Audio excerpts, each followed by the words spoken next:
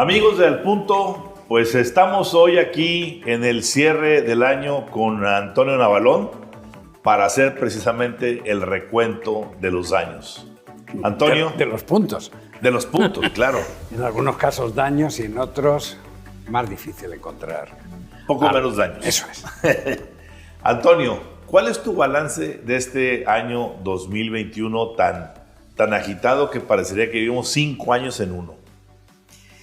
Mira, yo creo que políticamente hablando, voy a empezar de menor a mayor. Y la política, en este caso, me parece que es el punto menos importante por lo que voy a decir. A partir de junio de este año se acabó el monopolio del poder absoluto. Y no solamente por el resultado de las elecciones intermedias, sino porque esa unanimidad, ese conjunto, esa capacidad de cambiar la Constitución en función de lo que le apeteciera al señor presidente, desapareció, al menos técnicamente, fácticamente hablando. Pero es que además, como pasa siempre, en la segunda experiencia de poder vimos qué es Morena, qué puede pasar con Morena, si existe Morena o no existe. Conformamos políticamente que se puede vivir sin un gobierno. Andrés Manuel López Obrador nos ha hecho un gran favor, no con la austeridad republicana, sino que después de él realmente podríamos prescindir del 90% del gobierno sin ningún problema. ¿Por qué? Porque los ha desaparecido. Pero lo más importante es seguir la evolución psicológica de la única voz, de lo único importante, de la única luz para sus seguidores, y también para nosotros, porque necesitamos saber hacia dónde nos quiere llevar, que es cómo se está sintiendo el presidente. Y en ese sentido creo que este es un año muy importante porque es el primer momento en el que el presidente está sintiendo algo que ni siquiera cuando fue jefe de gobierno sintió, que es la diferencia entre querer y poder. No sé cuántas cosas quiere, no sé cuántas cosas quiso. Sí sé que ya hay una serie de cosas que no va a poder y eso le tienen en un estado emocional que, como al final es el conjunto de la representación en esos 120 minutos de la mañana de la verdad, la razón, la vida y la muerte, desde el punto de vista político, pues el país tiene el estado de ánimo que él tiene. Y muchas veces, además de que sea friolento, porque para eso viene de Tabasco, tiene un doble frío, ¿no? Uno que se le quita con un abrigo y otro que no se le quita, que es la sensación de lo que él diría que es el elefante reumático, pero que en el fondo es ya la comprensión de las cosas que no va a poder hacer. Entonces, lo más importante es, tenemos un López Obrador que ya sabe los límites de su poder y lo que no le va a salir, según yo. A ver, Antonio, a mí me tocó ver este año un presidente que ratificó esa vocación autócrata, expresada prácticamente. Yo creo que la sublimación de esa autocracia se da en el famoso decretazo. Es decir, yo quiero transparencia, yo quiero fin a la impunidad y a la corrupción, pero en estos sectores, en esta burbuja verde olivo, no se me meten. Nadie puede hurgar porque son los militares mexicanos. Entonces, esa parte autocrática se consolidó.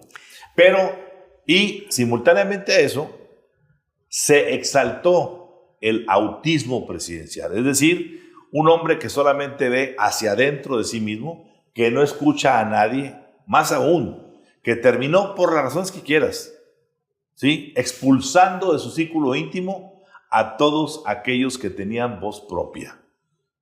Y lo hemos insistido y reinsistido, desde Alfonso Romo, pasando por Julio Scherer, por Olga Sánchez Cordero, por Estado Moctezuma, por Alfonso Durazo, mandando también a Sonora, como sea.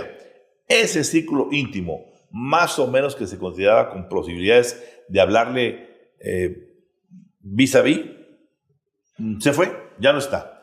Se rodeó de su círculo rojo, y el círculo rojo en este año se instaló fuertemente en Palacio Nacional. Y es el que está hoy dominando en este país y está colocando al presidente en una serie de problemáticas muy importantes. Entonces, autócrata, autista y la tercera y última, evasivo. Evasivo, ¿por qué? Exactamente por lo que estás diciendo. Porque como el presidente ya empezó a sentir los límites de ese poder que no le permite hacer todo lo que quiera, y empieza ya a haber destellos de Monreales, de un ministro de la Corte por acá, de una autoridad por este lado, que empiezan a decirles, presidente, tranquilo, por ahí no. Oye, presidente, por acá tampoco. Entonces, empieza él a crearse historias de evasión, y lo que es más importante, en esa evasión va por delante, ¿sí?, ese paraíso en Palenque llamado La Chingada, en donde reiteradamente él evoca en sus mañaneras una y otra vez que él ya quisiera estar allá, escribiendo un libro, sin teléfono, sin nadie que le llame. A ver, se vale, Antonio, que eso pase. Todos quisiéramos tener ya nuestro Shangri-La, nuestro paraíso. Pero un hombre de poder, en pleno ejercicio, a la mitad en la cúspide de su momento, el que esté una y otra vez reiterando, nos lleva a lo que tú y yo aquí comentamos hace unas semanas, que quizá lo que está preparando es un relevo para meter a la señora Claudia Sheinbaum interina. No lo sé, pero este año fue decisivo para esas tres cuestiones. Sí, yo no sé qué le enseñaron al presidente cuando estudió política. Y por la opinión que ha terminado formando de la UNAM, pues me imagino que no tendrá en alta estima lo que allí le enseñaron. Pero lo que sí creo es que él pertenece a una generación de manera de entender no la política, sino la verdad, la razón absoluta, que no lo hace un autócrata consciente, sino que es un autócrata inconsciente. Al final, como tengo la razón, cualquier cosa que tenga que hacer para hacer prevalecer mi razón está bien. Por ejemplo, él en la lección de primero de básica de democracia no desarrolló mucho que el principio de la democracia es que un voto hace la diferencia. Y que cuando te eligen para hacer un programa, lo puedes hacer. Pero lo que no dice es punto y aparte, y mientras tú cambias las leyes en función del mandato que tienes, ya no tienes que obedecer las que existen. Eso no está escrito en el manual básico. Y sin embargo, por la vía de hecho, lo hemos vivido. Segundo, no puede ser que la mitad del país, esté fuera de la ley, por lo menos de la peor ley que puede tener la 4T, que es la ley moral. Se tiene derecho a ser un buen ciudadano o un mal ciudadano, no en función de tu comportamiento cívico, no mentir, no robar, no matar y todas esas cosas que, por cierto, hay un gran porcentaje de la población que sigue haciendo, sino en que realmente lo que tú crees y a lo que perteneces es malo por definición. Claro, a partir de ahí estamos colocando la mitad del país fuera y la otra mitad dentro, pero ¿dentro para qué? Es decir, le guste o no le guste al señor presidente de la República, cuando este año de las 12 campanadas y este 2021 tan extraño y tan rápido, Ramón, yo no recuerdo un año que se me haya escapado a ninguna velocidad como este. La pandemia dio también sus efectos ahí. No, por supuesto, pero la pandemia y el impacto psicológico del que ni siquiera yo soy consciente. Yo el 1 de marzo llegué a Londres y llegué en plena cuarentena. Bueno, tengo que reconocer que me cuesta esfuerzo saber que ya estoy en diciembre. No sé qué ha pasado en medio, y en medio estuvieron las elecciones, estuvo el cambio, han pasado muchas cosas colectiva e individualmente. Pero hay un dato que es fundamental. Miren, la clase política mexicana tal como la conocimos está en liquidación. Toda. La que está en Morena, usted imagínese que es gobernador de Morena, que ganó las elecciones este año y que empieza ya a gobernar. Bueno, va a tener usted que gobernar realmente en una situación terrible. No hay un centavo, no hay un peso. Y los pesos que hay no se los van a dar a usted. Los van a dar en los programas sociales que decida el señor presidente. Así es.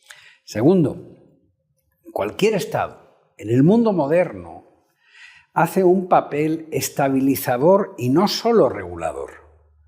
El presidente, en una política, por eso cuando le llaman populista, yo pienso, un populista es aquel que toma el Estado en 5 y lo sube a 20. Él cogió el Estado en 20 y lo ha reducido a 3. Y además, si puede, también lo hará desaparecer como el partido, como el gobierno. Quiero decir, lo único que de verdad importa es la unidad de destino de mando en una sola mano. Claro. Y todo eso, querido Ramón, lleva a preguntar pongamos que hablo de Nuevo León. ¿Con qué va a contar el gobernador? Con las participaciones federales. ¿Cuáles? Porque no nos equivoquemos.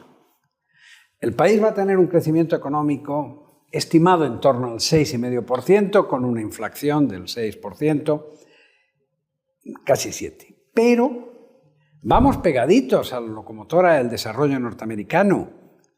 El desarrollo mexicano como tal es la asistencia social. Ser empresario es pertenecer al 50% que no tiene lugar en este país. Claro. Y no me refiero a los grandes, con los que come una vez al mes o que sepamos. Y no me refiero a los grandes capitanes de la industria, o por lo menos los que hicieron sus fortunas con concesionarios del Estado. No. Y siguen haciéndola. Me refiero al empresario Ramón Alberto Garza, dueño de Magenta. ¿Qué ayuda has recibido tú de este Estado? Cero. Deja tu ayuda, ¿no? Ningún tipo de... ¿Qué comprensión has recibido? Ninguna. ¿Eres consciente de que eres ilegal? No, es que... Fuera del círculo. Claro, Ramón, es que ya llega un momento... A ver, tú no le gustas a Ramírez, por lo tanto no tienes derecho a tener un medio, ¿está claro? Claro. Entonces... A menos que ponga código magenta La Jornada o código magenta... Bueno, por el color... Código magenta Tabasco. Si lo escureces un poquito te podrías escapar.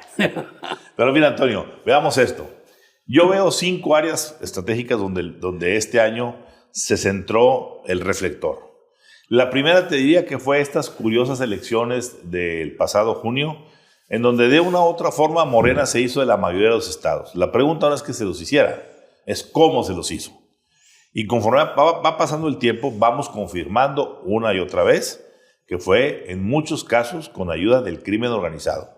Y no me refiero a un crimen organizado solamente que tiene que ver con los narcotraficantes y los grupos de los cárteles, sino ese crimen organizado que desde adentro de la 4T, controlando las aduanas y los puertos, extrajeron recursos para patrocinar a Morena. No olvidemos, y ahí está presente, el famoso crimen en Nuevo León, en San Pedro Garza García, del señor Carmona, que era el financiero número 1 de Morena en Tamaulipas para los próximos candidatos a gobernador. Ahí ya quedó en evidencia. Tan evidente es que se han callado. Ese es un punto. El amigo de Erasmo, ¿no? El amigo de Erasmo. Y el amigo de Mario. Así es. Y de Américo Villarreal y de todo ese grupo. Pasamos de la elección y la intromisión a la visión de los norteamericanos de todas esas situaciones. Yo creo que este año fue, ahorita me comentarás tu punto de vista, para mí definitivo y definitorio para que el gobierno de Biden, que dicho sea de paso es bastante débil hasta el día de hoy, pero sí hiciera un cambio de dirección en cuanto a exigencias para México. ¿Y eso se tradujo en qué? En que en la parte autocrática de la ley energética, bastante discutida, bastante debatida, con esas obsesiones que el presidente tiene sobre ciertas marcas, que así como diariamente en la mañanera ataca al Oxxo, ataca a Iberdrola, y ataca a Bimbo, y ataca etcétera, etcétera. Bueno, pues ahora en el caso de la energía, que empezó con 100, pues ya va reduciéndose al 60% y a menos.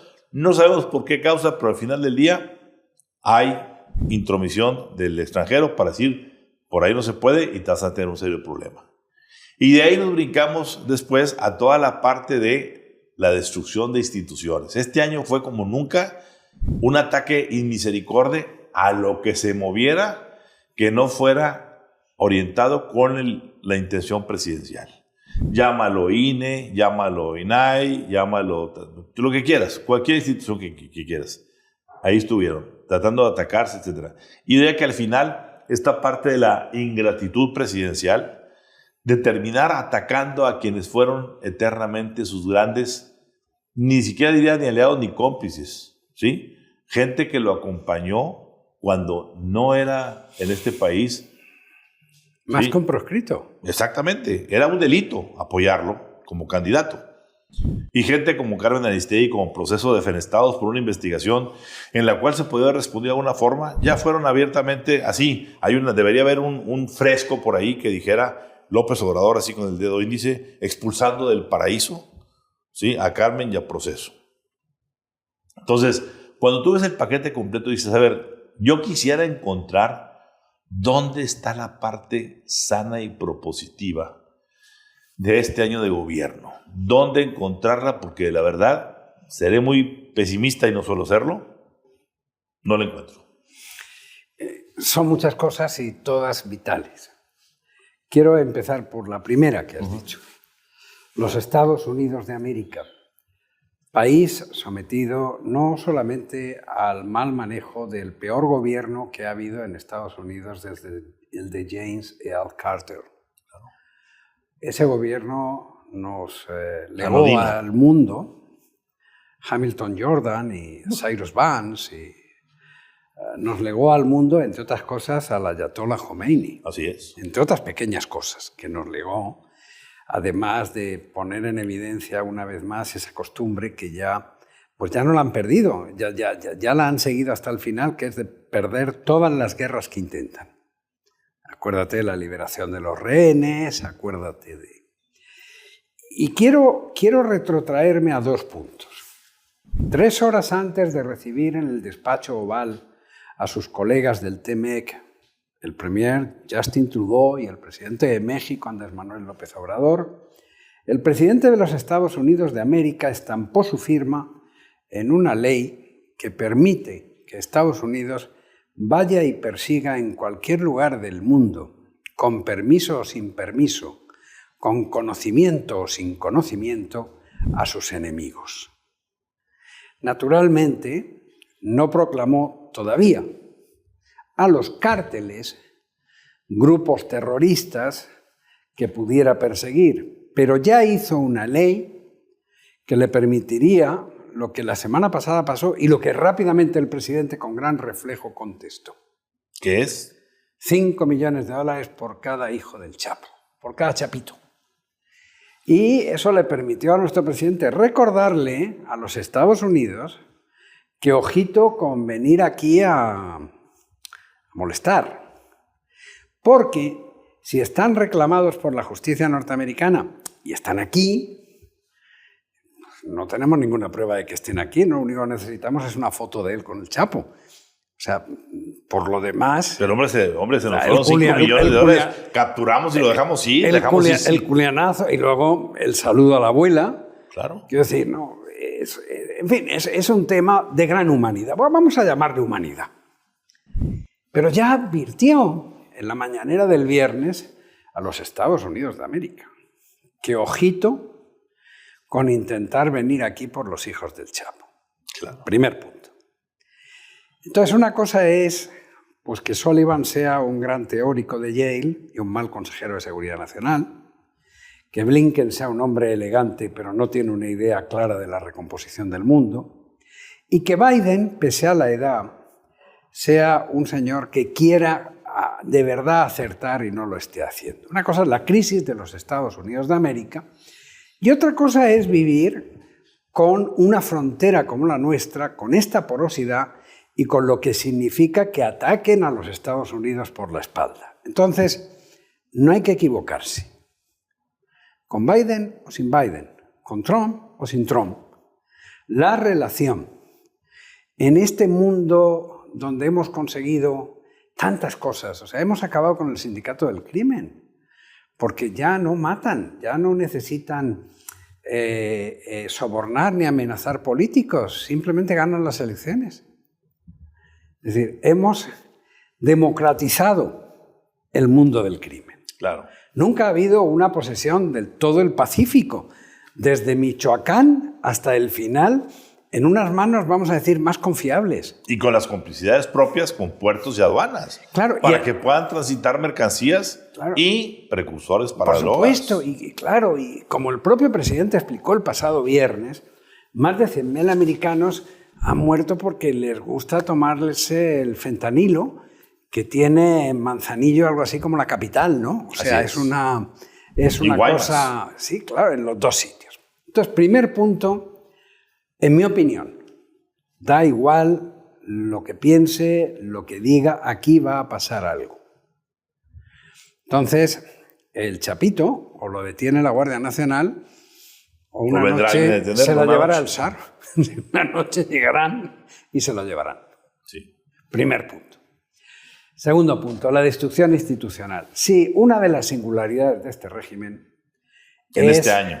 Sí, pero ha seguido la tendencia. Pero este año arreció. Sí, sobre todo porque ya ha demostrado... El poder en ningún país del mundo debe nunca nada. Los poderes no deben. Se lo debemos todo a ellos. Ellos no deben nada.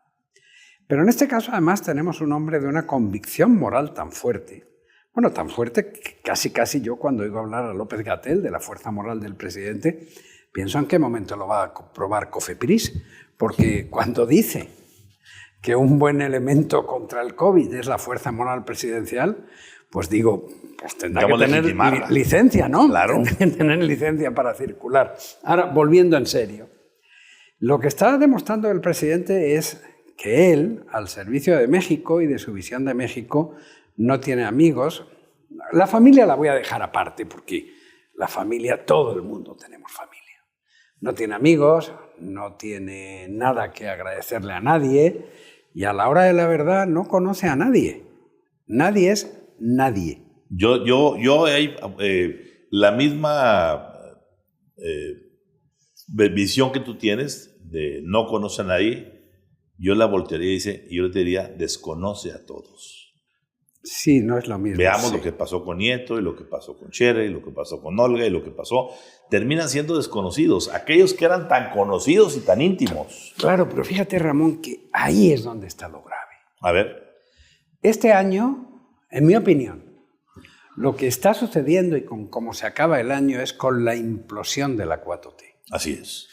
Esto no es una explosión, es una implosión. Es un buen término. Sí. Está estallando desde dentro y obsérvese que está estallando, golpeando lo que es la pieza troncal que explica y justifica la existencia de este poder, que es la fuerza moral. Los últimos días, los últimos 15 o 20 días, de las primeras páginas de los periódicos, ya sé, enemigos, lo que usted quiera, pero todavía testigos y notarios de la realidad. Uno, explicando, como explicó Nieto, que él no había incrementado su patrimonio en 40 millones, sino que lo que tenía es 40 millones de deudas. Claro. Otro problema es, para que te den créditos de 40 millones, ¿quién tienes que ser? Pero ese es otro problema, no quiero entrar en eso. Y en el otro, el Universal, explicando las aventuras de realmente, sí, en algún sentido. Dicho esto, por favor, con todo respeto, porque como todo buen ciudadano tengo miedo, no me gustaría ser malinterpretado, pero cuando vi lo de los coches, oye, me acordé del profesor Hahn.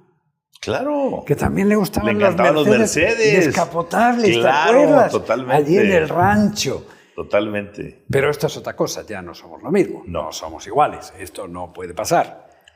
Pero somos diferentes. Exacto. Un presidente, sí, nunca supimos que se gastara Hahn 109. Se gastaría 1.000. 109 millones de pesos. Se gastaría 1.000, pero este 109. Pero en cualquier caso, el presidente de la 4T tiene que ser consciente de que le debe a su pueblo y nos debe a todos una explicación de que la fortaleza moral del régimen permanece incólume y que no pueden existir esos ataques sin que haya por lo menos unas investigaciones imparciales. Algo tendrá que decir. Son mentira. En ese caso, que se fijan responsabilidades. Claro. Son verdad. En ese caso. A ver, en esa parte, Antonio, yo te diría, transcurrimos todo el año completo y no pudimos todavía fincarle ninguna responsabilidad a Emilio Lozoya. Y transcurrió todo el año completo y no pudimos fincarle responsabilidad al hoy prófugo autoexiliado, como le quieran llamar, de Alonso Ancira. Y todos aquellos adalides de la lucha anticorrupción de la 4T, están en el aire. Y ahora andamos viendo que el señor fiscal anda buscando negociar, ¿sí?, con Juan Collado, el abogado, su libertad a cambio de que involucre a ciertos personajes de la 4T en una, lo hemos llamado aquí, noche de cuchillos largos. Entonces, sostengo al 1000% tu término de la implosión de la 4T. O de carpetas para vincularte a proceso, ¿no?, que es un término maravilloso que nos hemos inventado. El nuevo derecho penal acusatorio mexicano iba a ser mucho más garantista en el sentido de protegernos. Lo que ha demostrado es que es un elemento aterrador para meter en la cárcel a cualquiera con el hecho de haber coincidido en un baño, porque una asociación para delinquir la componen 3. Por eso, cuando vayas al baño, mira a ver cuántos hay. A ver, ¿por qué? ¿Cuáles son los 3? No, porque es que entonces te pueden acusar de asociación para delinquir. Es decir... Sí. A ver, Antonio, un elemento más que con el que cerramos este 2021 tan sacudidor es esta hambre de la 4T, o del presidente en particular, o yo creo que es de la parte muy roja de la 4T, de inmiscuirse en los centros de educación superior. Y el CIDE se convirtió en el primer lugar donde se dio un manotazo y que se están pagando las consecuencias, y ya se prevé que la UNAM será el siguiente, porque el año próximo le tocará su renovación ahí en rectoría.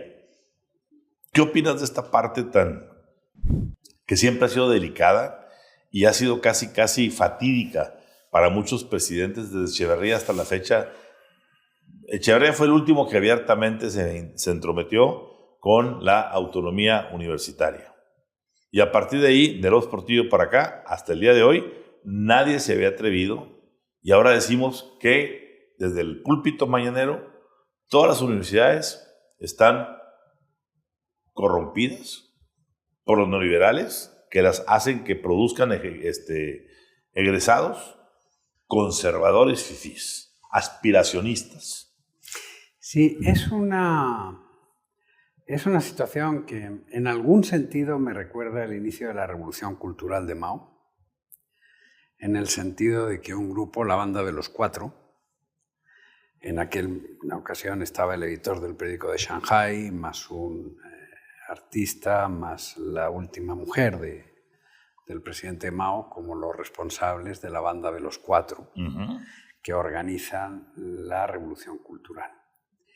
Nos costó 60 años incrementar el nivel medio del país en todos los niveles. La UNAM es un motivo de orgullo, y yo soy de los que siempre se ha sentido muy unamita, y siempre he creído que sin la UNAM México sería otra cosa. Es decir, ha contribuido de una manera decisiva. Pero lo que es asombroso es la falta, por lo menos, del reconocimiento histórico. Porque a fin de cuentas, el rector de la UNAM fue el que plantó cara en los terribles momentos de Tlatelolco. A fin de cuentas, los estudiantes fueron los que iniciaron lo que sin duda alguna fue un gran salto hacia adelante en la historia del país, teñida de sangre por la matanza de Tlatelolco, pero que significó un cambio fundamental. Mira, destruir la historia para inventártela es una tentación que tiene mucha gente. Permanente casi de los... Sí, pero el problema que tiene es que si no tienes un mínimo sentido del ordenamiento histórico y simplemente quieres acabar con todo, lo único que le vas a poder ofrecer a tu pueblo es anarquía e improvisación. Entonces estamos en un momento en el que hay que llamar ya, por fin, antes de que se acabe y ahora que el tiempo se nos va yendo, a una palabra que ha sido desterrada del lenguaje de los mexicanos y que es fundamental. ¿Cuál? Resultados. Así es. Aquí nunca establecemos resultados sobre nuestras políticas. En emigración, en economía, en asistencia, por hablar de cosas favorables y negativas. En violencia. No puede ser. Está bien, vivíamos con un país absolutamente psicótico en relación a la violencia. Todo era violencia.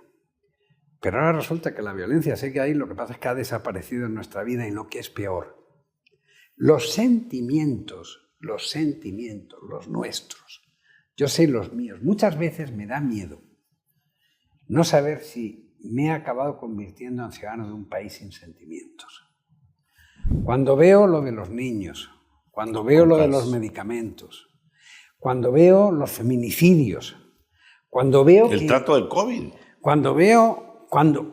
todo eso son cifras, son estadísticas, son resultados, pero sobre todo es la plasmación de un sentimiento de un pueblo, que es el nuestro. Insensibilidad. Y sin embargo, en el gobierno más social, teóricamente hablando, que ha tenido nunca México en su historia, superior a lo que hubiera podido ser un gobierno de Emiliano Zapata, al final noto una deshumanización que me preocupa mucho. Llegamos al final del año y a mí me gustaría poder empezar a que para el nuevo año un objetivo fuera descubrir a dónde han ido los sentimientos del pueblo mexicano, dónde están. Los sentimientos de la nación. ¿Sí? Exacto. A ver, no, Antonio, no los siervos. Yo quisiera concluir, pues nos acaba el tiempo, pero yo quisiera concluir diciendo que para mí, en lo particular, si me preguntaran cuál fue el sino histórico del 2021 a nivel del gobierno de la 4T y del presidente López Obrador, te diría lo siguiente. Fue esta finalización de la última capa verde olivo, en la que el presidente la consumó en 3 pasos muy claros.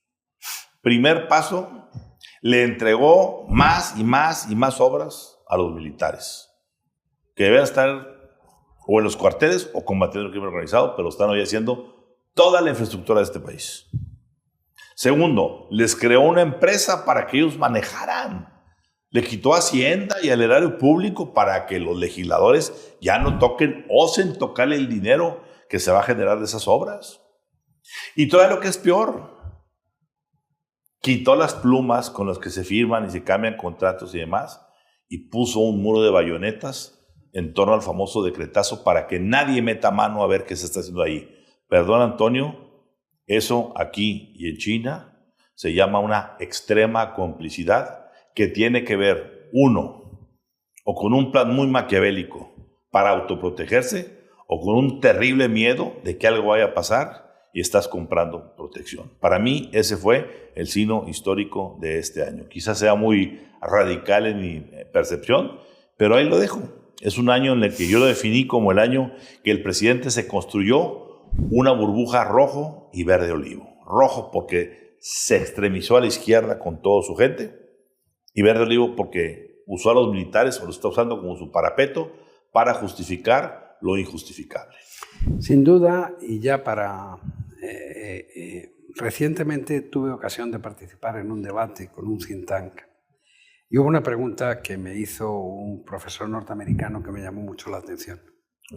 Me preguntó si yo pensaba que el presidente López Obrador era como Fujimori. ¿Cómo un qué? Como Fujimori. Y cuando dije por qué, me dijeron que por el autogolpe. Me parece que no sé cuál es el diseño, ni el modelo, ni por qué el presidente piensa que un mexicano de uniforme es mejor que un mexicano sin uniforme. Pero al final, como dice el himno nacional, no solamente en cada hijo un soldado te dio, ¿no? Sino que vamos a tener que empezar a diferenciar de verdad lo que significa sobrecargar a las Fuerzas Armadas, no con lo que son sus fundamentos ni misiones constitucionales, sino con otras cosas que corresponden a otras entidades, y esto ya es otro país, es otra manera de hacer una revolución. Así es. Qué interesante. Yo solamente te diría, me parece injusto el término de fujimorizar el régimen, porque Fujimori tuvo una enorme virtud. Que haya hecho lo que haya hecho, él sí desapareció Sendero Luminoso. Él sí acabó con el terrorismo de su país, y la mejor prueba es que a posteriori de su encarcelamiento por cuestiones de corrupción de segundos, los hijos de Fujimori continuaron siendo el apellido Fujimori, a través de sus hijos, continuó siendo en Perú una oferta política válida al día de hoy. Al día de hoy, exactamente. Entonces, completamente de acuerdo. ¿no? Por eso. Pero bueno, este es nuestro recuento del año y yo creo que nos tocará, Antonio, para la próxima sentada aquí, antes de que termine el año, pues dar un poquito de la perspectiva de qué nos espera para el 2022, que creo que viene expreso, cargado. Espero que de cosas buenas. Esperemos todos. Gracias, Antonio. Gracias a ti, Ramón.